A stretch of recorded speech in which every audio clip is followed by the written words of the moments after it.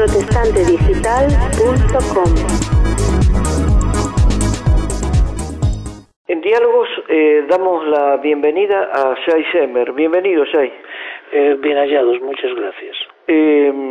¿Con qué ánimo podemos enfrentar este tipo de conversación, este tipo de diálogo frente a todo lo que está ocurriendo, Shai? Cuando hablamos de lo que está ocurriendo, creo que nos estamos refiriendo a los acontecimientos más salientes de los últimos días, en general, de todo el ambiente que se vive en el Medio Oriente y en aquellos países colindantes donde hay revueltas en general con respecto a los gobiernos que relativamente democráticos, por llamarlos así, aún de esta manera suelen tener una muralla de contención a un mal que parece ser aún mayor, que es el radicalismo islámico, que pretende realizar un cordón de comunicación en la zona y calentar, por decir así, todos los temas hasta poder llegar a desencadenar algún tipo de conflicto armado.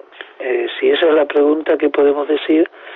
Podemos decir de que esto no hacía más que hacerse sentir en los últimos años. Lo que no sabíamos era cuál iba a ser el desencadenante de esta situación. Pero es curioso, porque en esto que está ocurriendo, si uno se pone a mirar para atrás, en tan pocos días, es muy difícil encontrar el desencadenante. ¿Qué ha sido realmente lo que produjo toda esta situación? Y tal vez esto nos tenga que obligar a hacer una reflexión vinculada con la necesidad que tenemos los que nos declaramos creyentes acerca de escudriñar lo que está pasando para no dejarnos llevar por la ola tan acomodaticia, entre otras, de la prensa.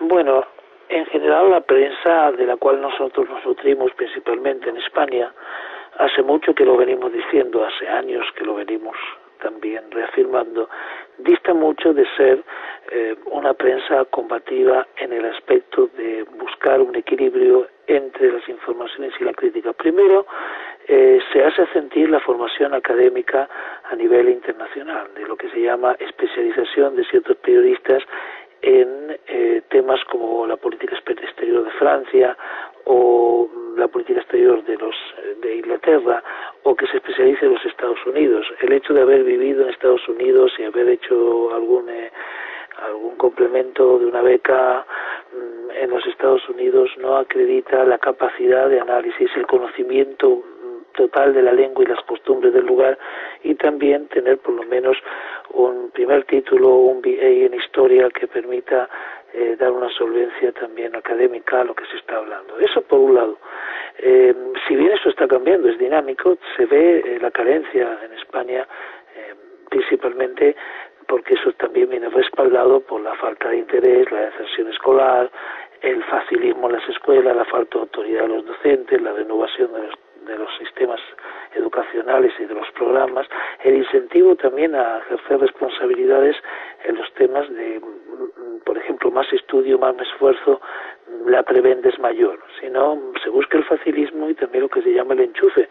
Y de esta manera vemos que las mismas personas que ignoraron a Gaddafi, por ejemplo, Muammar al-Gaddafi, que estuvo aquí con su jaima, con su tienda, haciendo el ridículo. ¿Por qué? Porque tiene miles o millones de galones de petróleo que le respaldan. Ahora esos mismos periodistas que le estaban haciendo el peloteo son los que dicen, pero qué malo que es Gaddafi, qué malo que está haciendo aquí las cosas. Lo tremendo de todo esto también, que en el seno del mundo cristiano, principalmente evangélico, el nivel de profundidad y de agudeza en estos temas no es muy diferente, siempre salvo excepciones, tanto en la prensa escrita, tanto en la prensa radial o la televisión, o algunas personas de nuestro conocimiento. La opinión popular es que las cosas se miden según su violencia o según cómo van tronando los cañones de Navarone. Es decir, según el tronar de los cañones miramos y según el tronar de los cañones nosotros pensamos. La Biblia dice que el Señor bendice, tiene preparado en el Salmo 30 una bendición especial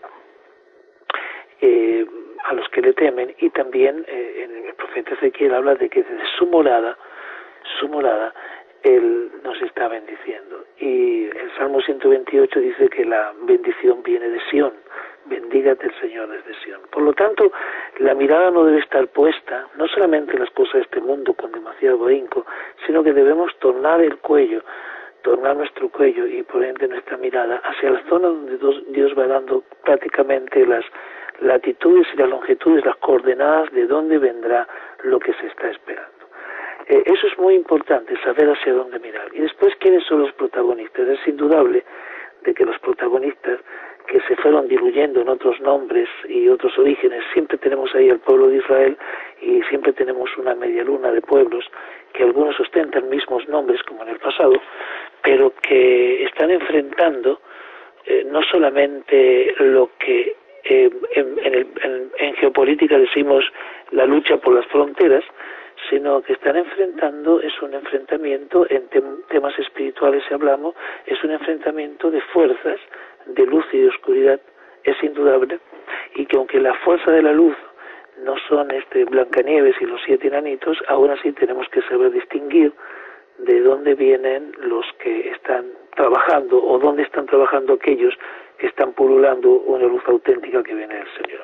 A pesar de lo turbio, muchas veces, y de lo contemporáneo, ¿quién iba a pensar que Dios iba a valer de Faraón para sacar a José del pozo de la cárcel? ¿Quién iba a pensar que el rey Ciro iba a permitir que vuelvan parte de los judíos a Judea? ¿Quién iba a pensar que Naamán iba a llegar en humildad y iba a dejar que se haga un milagro también en su vida a través de Eliseo? ¿Quién iba a pensar que una Ruth, una descendiente de Moab, que según Deuteronomio 23 hasta la 10ª generación no puede entrar ni amonita ni moabita, está dentro del campamento de Israel y es la bisabuela de David, y también de esa moabita viene el Mesías, parte de esa sangre. Todo esto que estoy diciendo no quiere decir que Dios se vuelve romántico, Dios me libre, o mezcla las cosas a priori. Lo que estoy diciendo es de que todos estos eventos significan de que se vale Dios de elementos que parecen inadmisibles, y aún así, cuando hablamos de Israel, que muchos dicen, ¿cómo puede ser el pueblo de Israel en estos momentos el pueblo de Dios? Porque no hace todo lo que se supone que debería ser. Se supone lo que debería ser a los ojos y ante los ojos de quién, de un espectador que tiene un concepto de lo bueno y de lo malo bastante especial. Digamos que si hoy estos mismos espectadores estarían presentes ante la batalla de Jericó, cuando Josué entra a Jericó y hace lo que hace, estos espectadores que son del campamento creyente, ¿qué es lo que estarían diciendo? Se estarían escandalizados, diciendo, nosotros no podemos presenciar esto, nos vamos a otro equipo. Pero no hay otro equipo, ese es el equipo que hay. Por lo tanto, tenemos que ver y tenemos que vislumbrar lo que está pasando. Hasta que no comience la persecución de cristianos dentro de los países llamados países de mayoría musulmana o de presencia musulmana fuerte, el mundo cristiano todavía estaba escéptico con respecto a las alianzas estratégicas que se puede tener con estas fuerzas. Solo cuando vino la sangre, cuando llegó el agua al cuello y cuando llegó la sangre al río, se comprendió con quién se está enfrentando, pero aún no se ve las raíces de lo que la ignorancia no permitió ver años anteriores. Aún se está viviendo entre un golpe y una defensa, pero hay mucho más raíces mucho más profundas que tenemos que analizar. Sí, sí. Si me permite, ¿no? Recién has dicho la ignorancia, pero también casi como un sinónimo podríamos utilizar la palabra conveniencia, porque una cosa es ser ciego y otra cosa es no querer mirar. Bueno, digamos que sí, en otros países, en otros lugares de Europa, existen fuerzas que chocan violentamente, los que dicen que esto es de una manera y los que dicen que esto es de otra manera. En España estas fuerzas parece que llegan a un enfrentamiento y como la película Braveheart donde estuvo Mel Gibson, en donde llega un momento que parece que se van a enfrentar los escoceses con los irlandeses y cuando llegan frente a frente se dan la mano. Aquí parece que todas las fuerzas se dan la mano, simplemente se gritan, pero finalmente no tienen un roce, no tienen en sus rodamientos la chispa de la fricción. Y estamos desarmados, es decir, las fuerzas libres no están en un antagonismo tal, aunque sea dentro de las reglas democráticas de la comunicación y apelando a la ley, claro está, de crear la fricción necesaria para que se equilibre un concepto de verdad. Es decir, no puede ser de que el día que visitó este país, digamos en el año 2000, llega de visita aquí Bashar al-Assad de Siria, y era justamente el día del periodismo mundial, y solamente a las 12 de la noche en un programa de radio que pocos escuchaban se recordó la cantidad de periodistas de que están en las cárceles de Siria por ser antagónicos al régimen, y no hubo un solo comentario en la visita oficial que con una alfombra roja se recibe en el Palacio Real. Y también estamos hablando de la época del gobierno de Aznar, no hubo absolutamente ningún comentario a favor de este hecho de sesgar la libertad de prensa y de tener tanta gente sin ningún tipo de derechos civiles, sin poder apelar a un habeas corpus siquiera. ¿Cómo fue esto? ¿Cómo ocurrió? ¿Estábamos en otro gobierno? Claro que estábamos en otro gobierno. Una prensa que no habló y cayó. Lo mismo podemos decir cuando vienen otros mandatarios que pasan por aquí y son recibidos con todos los honores. No hay ni siquiera una explosión popular, callejera, de ciertos grupos, de los grupos que están informados, los que viajan, o de estos grupillos que viajaron en la famosa flotilla de la libertad, que se supone que deben estar informados, aunque no sé qué capacidad intelectual tienen y si trabajaron en su vida siquiera. Es decir, que si son personas tal vez que están solamente sostenidas por medios determinados y por eso callan, todas estas personas no salen a la calle y decir, bueno, no estamos de un lado o de otro, pero sí estamos a favor de la libertad, estamos a favor de que esto no puede continuar. Dentro del sistema democrático hay injusticias, pero también hay mecanismos legales, jurídicos, para luchar. Ciertamente en algunas democracias está mucho más débil y en otros más fuertes, pero en estos sistemas de los países que compone esta media luna, por decirlo así, esto no existe, directamente está anulado, y como democracia tenemos la obligación, después de haber albergado tantos inmigrantes y muchos de ellos que vinieron perseguidos, de salir y defender y decir frente a estas visitas, por ejemplo, usted tiene que dar explicaciones. Así hacían los americanos cuando visitaba un mandatario la Casa Blanca, y se veía fuera de la Casa Blanca las pancartas, también contra el aborto. Es decir, la fricción, por lo menos la voz que dice no estamos de acuerdo. Aquí simplemente después del hecho de lo ocurrido, después que el desastre ya es evidente, se cobijan los mismos que estaban en silencio o que estaban a favor, ahora están en contra porque van con la multitud. Este es el peligro que al cual estamos sometidos. Bueno. Y más aún, si la parte racional no está actuando, ¿qué pasa con la parte espiritual? Que si no se da la mano con la racional muchas veces, puede ser que esté bloqueándose una a la otra.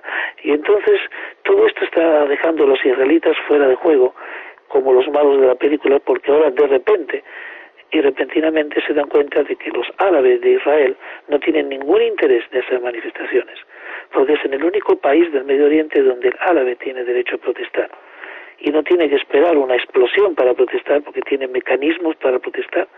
Y si esos mecanismos están carentes por alguna razón, es porque también hay un problema de seguridad muy grande con la etnia y un problema de seguridad muy grande por la cercanía que existe entre las distintas comunidades árabes israelíes y los palestinos, por ejemplo, ¿no? Y sin embargo, tienen su representación parlamentaria y tienen la capacidad de llevar a cabo reformas dentro de su modus vivendi y también reformas dentro de la democracia, aunque Israel está muy limitado. Ahora sí están comprendiendo de que es mejor vivir allí que aquí. ¿Qué pasó? Hasta hace una semana esto no existía. Hace un mes no existía. Hace un mes, por ejemplo, el tratado el tratar blancas y el comerciar con droga y el blanqueo de dinero que viene de ciertos países del Medio Oriente, no voy a dar nombres porque sinceramente sería entrar en acusar a unos y dejar a otros de lado porque no da el tiempo. Sin embargo, si bien hemos arremetido contra la CIA, contra el Pentágono, contra sus formas de actuar, que no son digamos, homologadas y no son consecuentes con su sistema democrático, aún así en los Estados Unidos, por ejemplo, cuando un escándalo llega a envergadura es muy difícil de pasarlo por alto. ¿Cómo nosotros podemos seguir pasivos y seguir de esta manera tan apáticos a estos países o frente a estos países con los cuales tenemos relaciones plenas, económicas, culturales? Es más, subsidiamos dinero español, subsidia proyectos educativos que muchos de estos dineros no llegan siquiera al destino en su totalidad, quedan en el camino en distintos canales burocráticos. No digo que España esté implicada, simplemente al llegar allí se diluye todo en un sistema de corrupción que no está controlado ni se puede denunciar. De más está decir el papel de la mujer en aquellos lugares. Podemos no solamente hablar de Libia, sino de Afganistán. Tenemos un famoso programa por televisión que muestra cómo los españoles están por distintas partes del mundo, y vemos como Libia estuvo hace poco en ese programa, en donde sinceramente de una forma prácticamente vulgar se transmite un programa donde no se dice ni una pizca de la verdad de lo que se está viviendo en el país, porque claro, los proyectos millonarios de construcción y de cambiar una costa con mar desértica en una Suiza, Libia, es el sueño de muchos empresarios y de muchos capitales internacionales, pero eso tiene que hacerse bajo la cobertura o bajo, digamos, el cubrir toda la miseria y toda la desdicha que sufren los trabajadores que hay en las cercanías. Perdón, te voy a interrumpir, pero te quiero hacer una acotación a propósito de todo lo que estás diciendo para que quienes nos estén escuchando puedan centrarse en el tema y entender tal vez esta frase tan tremenda de que el fin justifica los medios. Tal vez espiritualmente nos encontremos frente a la aplicación práctica masiva, digamos, de esta frase. Sí.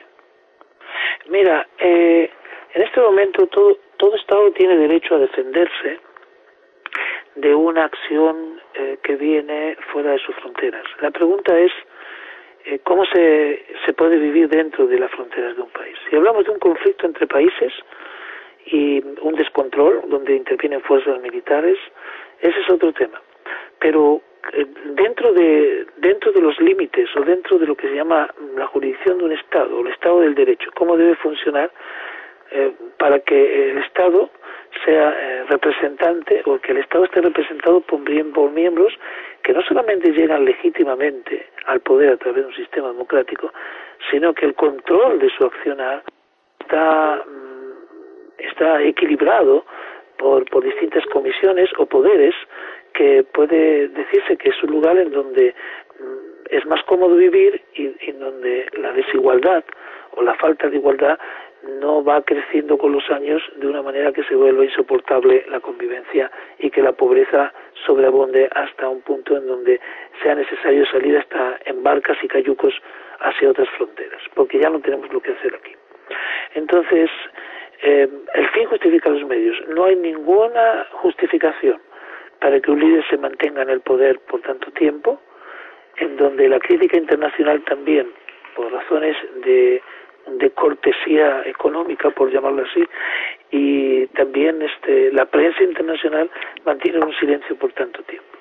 Sin embargo, todo el mundo, o mucha gente sabe, si hablamos de Libia, lo que pasaba allí, pero pensaron, es mejor tener un trato con un personaje que tiene el poder de mantener quieto el ambiente y tal vez el día de mañana, por decir un futuro próximo, permite una transición a una democracia estable. Pero claro, desde el momento en de que se nombra a su propio heredero hijo o sea que cuando hay la herencia no es plausible de ser modificada hacia una transición para cambios, comienza a haber un desgaste en todo el sistema hasta el punto de que no se puede sostener. Es decir, siempre hay una esperanza de que un líder fuerte, por más de que sus antecedentes no sean apetecibles, un líder fuerte es el único que puede permitir una transición sin derramamiento de sangre. Por esa razón, muchas veces Occidente, pienso, trata de mantener una relación estable, no solamente por una hipocresía, sino esperando de que haya una transición, que por medios diplomáticos y por medios de convencimiento lleguen estos líderes a permitir una apertura. Esa es una posibilidad viable y yo creo que es válida. Pero es un juego muy peligroso porque esto puede terminar en un derrocamiento violento, donde las fuerzas que van a resurgir no serán para nada mejores que las anteriores. Y en este caso, cuando hablamos del Medio Oriente, estamos hablando de una fuerza que está pululando y evolucionando en todas las áreas, en todos los sectores, ya prácticamente en los años 30, 1930, que va a ser muy difícil de detenerla. ¿Por qué razón? Porque no es solamente un fervor popular, tienen instituciones educativas, tienen medios, tienen también redes, tienen comunicación, no solamente están confinados a sus fronteras, están fuera de sus fronteras, los medios de comunicación los conducen muy bien, y cuando dije medios, estoy hablando de que tienen mucho dinero. Estás hablando evidentemente de los hermanos musulmanes. Como base, porque de ellos nacieron muchos otros movimientos que se están reivindicando. Si hablamos claramente, tenemos que reconocer de que si un movimiento quiere vivir su religión en forma radical, con los integrantes del mismo que voluntariamente quieren vivirla, digamos que podemos respetar, aún así, viviendo dentro de los límites de un Estado donde las leyes democráticas prohíben, por ejemplo, la discriminación hacia el otro sexo, también deberíamos ejercer esa ley, pero podemos permitir o aceptar la identidad religiosa de los grupos. Pero cuando ya se tratan de movimientos que no solamente quieren ellos mismos llevar adelante un estilo de vida, sino de que promulgan y promueven que el mundo entero tendrá que someterse a esa vida y pueden ejercer la violencia a través de medios absolutamente aborrecibles como los atentados, ¿no? Podemos hablar algo muy simple, cuando el vuelo 103 de Panam, que estaba haciendo su itinerario de Frankfurt a Nueva York y fue víctima de un atentado terrorista en 1988 por 2 libios, y estos no lo hicieron con miras a una especie de yihad islámica, pero como vemos ahí se juntan los intereses, y Libia era en aquel tiempo estaba claramente dando su territorio para este tipo de entrenamiento y cobertura. Ahora bien, se piensa que con los años muchos líderes han cambiado y han dialogado claramente con Occidente, como Hosni Mubarak, el de Egipto, que también traía mucho equilibrio en la zona en su diálogo abierto con Israel. Fijaos que justamente lo que conviene a Occidente y nos conviene también a nosotros en cuanto al diálogo es lo que exacerba los ánimos de los movimientos radicales. El diálogo con Occidente. No se trata de un Occidente sin mácula, pero Occidente justamente es el lugar donde muchos inmigrantes, millones, quieren llegar. No es Occidente que quiere llegar a radicarse en aquellos países de Oriente, pero sí están interesados en la fuente de energía. Sí. Pero son los ciudadanos de Oriente que quieren vidas mejores para sus familias. Por eso yo creo que esas fuerzas inmigratorias podrían quedarse en sus países en parte, permitiendo un desarrollo económico, social y político que se asemeje por lo menos a lo que conocemos como una democracia occidental. Pero ¿cuál es el problema de todo esto? Lo que ocurre ya es que si entendemos el concepto de democracia y lo pretendemos aplicar en estos países, es francamente casi utópico, porque evidentemente el islamismo lo que propone es el control del gobierno, como en todas las repúblicas islámicas lo está haciendo. Caso concreto de Irak. Bueno, el rey Hussein de Jordania, junto con Hosni Mubarak, el otro asesinado de Saad Rabin y Simón Peres, Estamos hablando de 1993. Ellos veían un Medio Oriente totalmente hermanado. Lo primero que habían pensado era que de la represa de Asuán, construida por los rusos en los años 70 a Egipto, iba a venir la energía que Israel necesita, y por tanto Israel no se vería en la necesidad de importar el petróleo. Israel recibiría también agua y gas de Egipto, y de esta manera Israel daría tecnología para reverdecer todos los campos y daría el adiestramiento necesario a nivel social para crear granjas de trabajo. Se vio un Medio Oriente, se vio una Gaza prácticamente convertida en un Mónaco, por sus costas maravillosas y por su salida al Mediterráneo. Se vieron esos puertos como marinas de velero, y todo eso estaba realmente viento en popa, como se dice. Y Occidente veía finalmente el cese, después del cese de la Guerra Fría, una proliferación de productividad. No nos olvidemos de que con la infraestructura tecnológica que tiene Israel, que está entre los 19 países más desarrollados del mundo, y con la fuerza laboral de sus vecinos, que no se igualarían al coste per cápita que puede tener un obrero europeo, podrían haber hecho frente al mercado chino. Estamos hablando de principalmente de 200 millones de habitantes y más aún. Pero algo de aquí, de esto salió mal. Primeramente Rabin fue asesinado, el rey Hussein muere, viene su sucesor, y también Yasser Arafat en ningún momento pensó dejar su antigua profesión de terrorista, y vio que la mejor manera de obtener un buen bocado es seguir luchando y seguir manteniendo las fuerzas armadas revolucionarias de Al-Fatah. En medio de toda esta revuelta surge este movimiento Hamas como un movimiento que va a equilibrar el poder de Arafat y termina siendo el cabeza de puente que se va asociando con los hermanos musulmanes, con el jeque Yassin. De esta manera comienza esto que nadie se lo había imaginado. Nadie se había imaginado que el mapa político iba a ser dominado por un asunto religioso, sino que pensaban que el tema de la religión o del Islam como potencia religiosa radical seguiría un camino de control con líderes pro-occidentales, con fuerza y con raíces y con una imagen suficientemente fuerte para que el pueblo siga por allí. Pero no fue tan fácil. No fue tan fácil, estos líderes no lograron realmente, no pudieron, no supieron, o directamente se nos escapó algún dato. Lo que pasó que en 7 años, del 93 al 2000, todo este panorama ha cambiado y se ha vuelto excesivamente violento. Y no solamente se ha puesto violento, el radicalismo está avanzando, y no por la ignorancia, pues cada vez hay más comunicación, no por la ignorancia en cuanto compartir la enseñanza pública, porque miles y miles y miles y miles de inmigrantes que vienen del Medio Oriente han estudiado en Occidente y son los líderes de Occidente, y no por falta de dinero, porque de sus entrañas, de las entrañas de las tierras donde viven, está el oro negro. Entonces, ¿cómo se explica todo esto, no? Esto no se puede explicar solamente con un análisis periodístico o un análisis político. Tenemos que entrar en planos espirituales, ¿sí? Algunos dirán psicológicos, sociológicos, pero eso todavía es muy superficial y muy contemporáneo. Hay una lucha de fuerzas aquí muy grande, muy fuerte y profetizada en la Biblia, y los protagonistas que aún no han cerrado, como se dice, la admisión de nuevos miembros, están dando un perfil bien claro qué lugar están ocupando.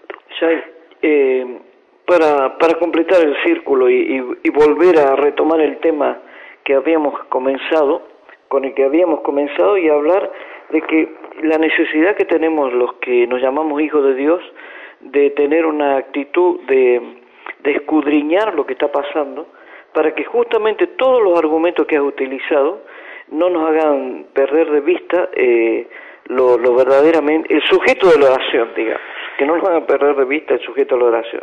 ¿Y cuál sería el sujeto de la oración? Entender que todo este proceso forma parte del plan de Dios, y cuál es nuestra actitud como espiritual hacia todo lo que está ocurriendo. Nosotros siguiendo las palabras de Jesucristo, mi paz os dejo, mi paz os doy, no como la del mundo. Sabemos que creemos en un Dios de paz y un Dios de justicia y un Dios de amor. Su aspecto de justicia está reservado al mismo porque Él dice, mía es la venganza.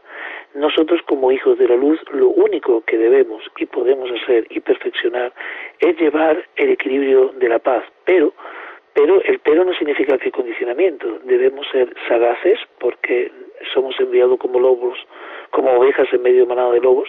Debemos también vivir en este mundo, aunque no militar en él, y el apóstol Pablo lo dice con mucha autoridad, con toda la autoridad que se le da. Debemos llevar la paz y la esperanza de un evangelio profundo que tiene raíces, y que el evangelio no comienza ni en Roma, ni comienza cuando yo me convierto a Cristo, sino que comienza mucho antes. Cuando el Señor comienza, realmente valga la redundancia, a querer dialogar y parlamentar con su creación, con su imagen y semejanza. Y manda a su Hijo, o envía a su Hijo, de tal manera, por tal amor, que esa paz tiene que transformar corazones. Sin entrar en las utopías, el poder de Dios es incuestionable y la fe mueve montañas. Aún así, vemos que muchas veces ni una montaña ni un montículo podemos vivir. No obstante, la esperanza está en seguir llevando luz. Lo que debe cambiar es la estrategia de saber por dónde se debe entrar, cuál es la puerta que Dios está abriendo, en qué lugar hay que invertir, y nunca dejar de mirar a Sion, porque como dice el Salmo 28 y Zacarías 8, también allí es mi santo monte, mi santa morada, y Salmo 128, bendígate el Señor desde Sion. Yo creo que debemos aspirar a lo que se nos ha legado a nosotros como hijos de Dios, la paz. La paz física y la paz espiritual a través del Evangelio y a través de su mediador, ¿no?, entre Dios Padre y los hombres, que es Jesucristo. Y no podemos apartarnos de eso. Lo que sí deberemos fortalecer nuestro conocimiento de qué se nutre esa paz, no solamente de la fe personal, sino de las mismas raíces de la Escritura que dan testimonio inequívoco para nosotros los creyentes de la veracidad del poder de Dios transmitido a través del Mesías. Yo creo que debemos continuar, y esto se está haciendo hace cientos de años, solamente que la estrategia está cambiando y el relativismo está minando de alguna manera la persistencia, el voluntarismo, el deseo de dar, el miedo al dolor, por ejemplo, está aumentando, o sea, la inseguridad, por un lado, de qué me va a ocurrir. Muchas cosas se están volviendo demasiado endebles cuando la misión del Evangelio es fortalecerla. Yo creo que debemos retomar y debemos seguir insistiendo. Hablemos con quien hablemos, no creo que es el análisis político más sagaz lo que va a causar un cambio de conceptos. Debemos ser más sagaces en el conocimiento de lo que estamos creyendo, en la practicidad de lo que estamos creyendo y un compromiso claro frente a lo que estamos creyendo. Yo creo que la verdadera libertad que expone Jesús en decir yo soy el camino, la verdad y la vida, y la verdad os hará libre, es tomar una posición no frente a la política, sino frente al Evangelio. Tomar una posición clara frente al Evangelio que empieza por la premisa básica de amar a Dios y amar al prójimo prácticamente desde las fuentes del Evangelio y no del humanismo progresista social que va cambiando con los tiempos, que tiene también sus aspectos buenos y humanistas, pero tienen otro trasfondo. Yo creo que de esa forma nosotros siempre vamos a ser lo que Dios ha pedido que seamos, una antorcha de luz, de esperanza, un receptivo y un punto de referencia para un mundo que ya está en caos, y el caos se vuelve cada vez más caótico y más cercano. Hay esperanza, yo creo en esa esperanza, aún así que no lo podamos nosotros ver con nuestros propios ojos, aún así, como dice el profeta Habacuc, aunque la visión tardare, allí yo estaré. Con esto lo dejamos, Jay Shemer.